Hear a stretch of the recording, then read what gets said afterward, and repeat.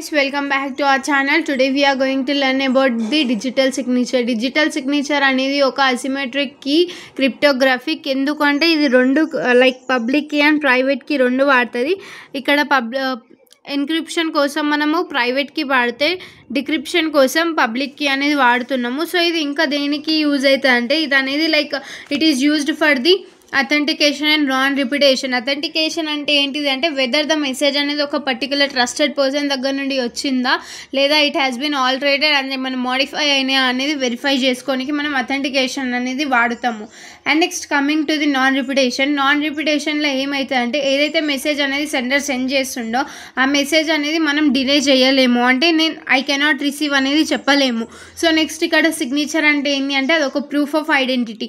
Next ఇక్కడ working ఎట్లా అవుతుంది అంటే ఫస్ట్ నువ్వు ఇక్కడ ఒక డిజిటల్ సిగ్నేచర్ జనరేటెడ్ ఆల్గరిథం అనేది ఒకటి ఉంటుంది. సో ఎప్పుడైతే నీ సిగ్నేచర్ అనేది ఎన్క్రిప్ట్ చేసుకొని ప్రైవేట్ కీతోని ఎన్క్రిప్ట్ చేసుకుంటావో దాని తర్వాత నువ్వు ఏం చేస్తావు అంటే నువ్వు ఏదైతే ప్రైవేట్ కీ అనేది ఎన్క్రిప్ట్ చేసుకున్నావో ఆ మెసేజ్ని డిజిటల్ సిగ్నేచర్ ఆల్గరిథంకి ఇన్పుట్ లెక్క ఇస్తే నీ సిగ్నేచర్ అనేది ఇక్కడ జనరేట్ అవుతుంది. ఓకే, సిగ్నేచర్ అనేది జనరేట్ అవుతుంది. జనరేట్ అయిన తర్వాత లైక్ అది అనేటిది మెసేజ్ ప్లస్ సిగ్నేచర్ రెండు కంబైన్ చేసుకొని సింగిల్ మెసేజ్ లెక్క నీకు లైక్ అవుట్పుట్ అనేది వస్తుంది. సో ఇది ఏం చేస్తాము, వచ్చిన దాన్ని మనము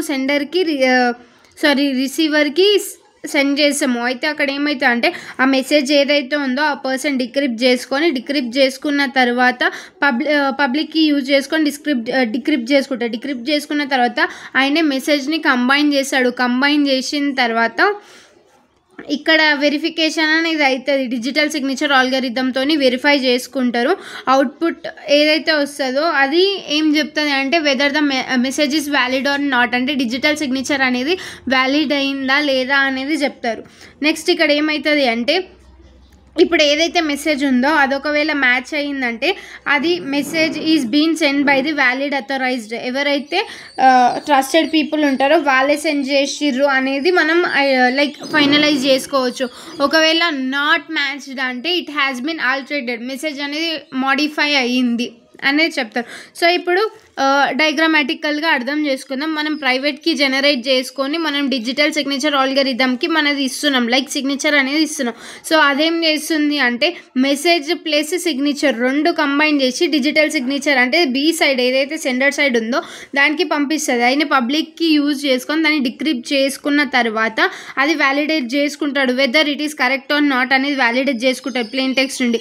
వ్యాలిడేట్ చేసుకున్న తర్వాత అగైన్ ఏదైతే మెసేజ్ ఉందో అది మనం ప్రైవేట్ టెక్స్ట్ లెక్క దీనికి ఇన్పుట్ ఇస్తాం.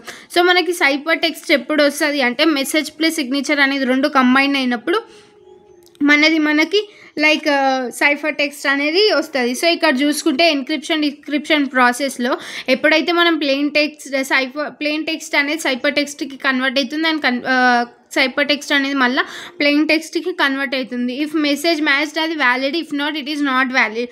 This is about the digital signature in our third unit. Next we will be going to learn about the next topic.